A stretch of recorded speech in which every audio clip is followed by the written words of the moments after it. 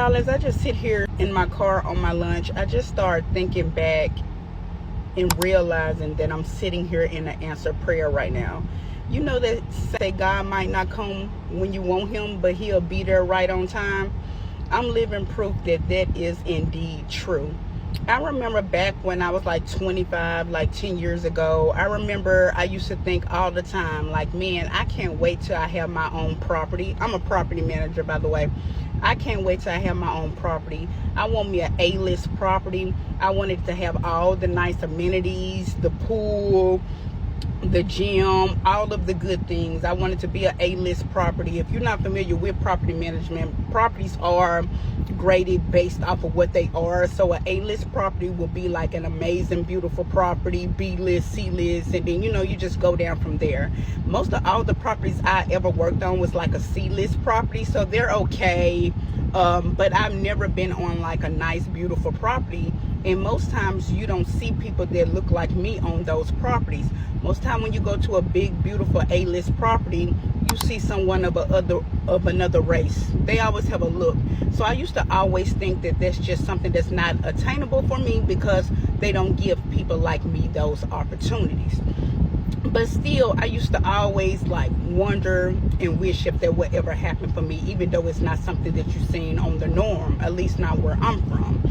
The last 2 years I've been in corporate, and I realized really fast that that's not for me.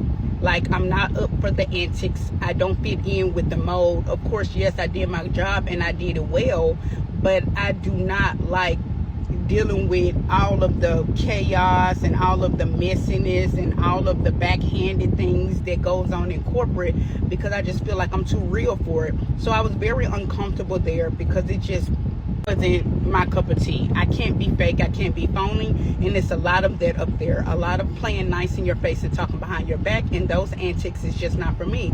So I decided back in February, okay, I think I'm ready to go back on site. At least when I was on site, it was my property. I ran it the way I saw fit, and everything was pretty much under my control. So I started job hunting again back in February. But at the beginning of that process, I told myself, well, I didn't tell myself, I had a conversation with God, and I told him that I was trusting the process.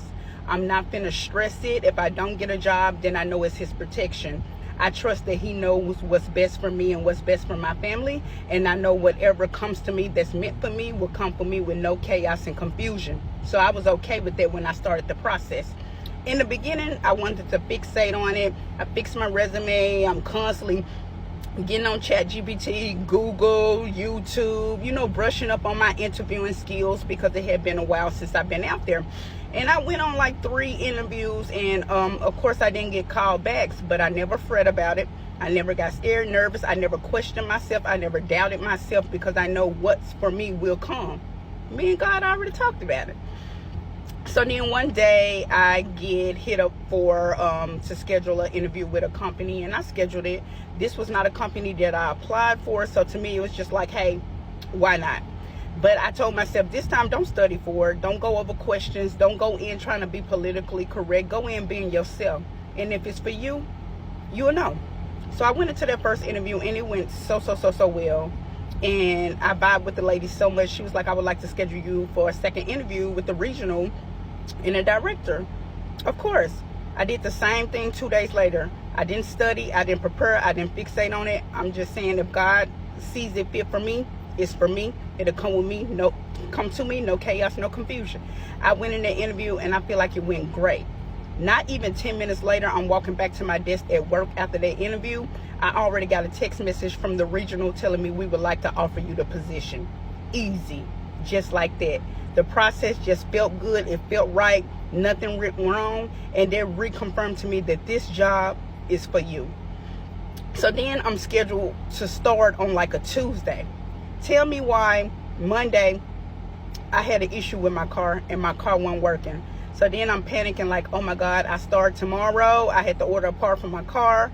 It don't come into tomorrow. What I'm going to do? I'm going to have to catch an Uber or something like that. I was so upset.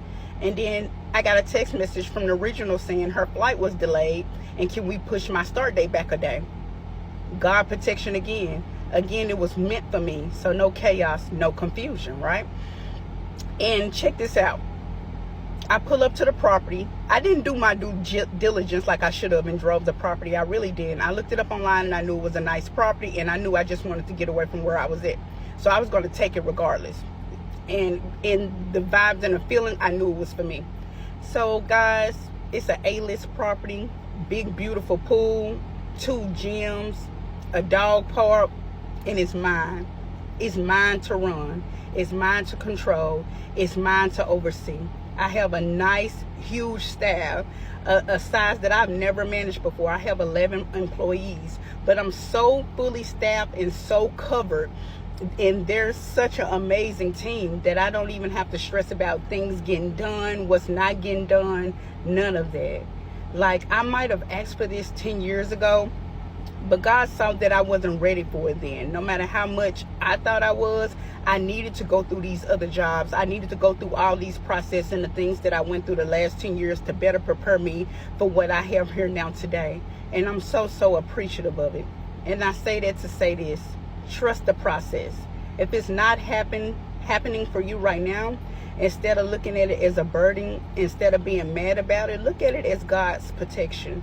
You don't know what he might be protecting you from, and he might just see that you're not ready, and it's more knowledge that you need to obtain, more skills you need to build. So in your waiting season, don't just sit there and be frustrated. In your waiting season, do the work. Become the best version of you that you can be. Be prepared, because when that blessing do come, you will be ready for it.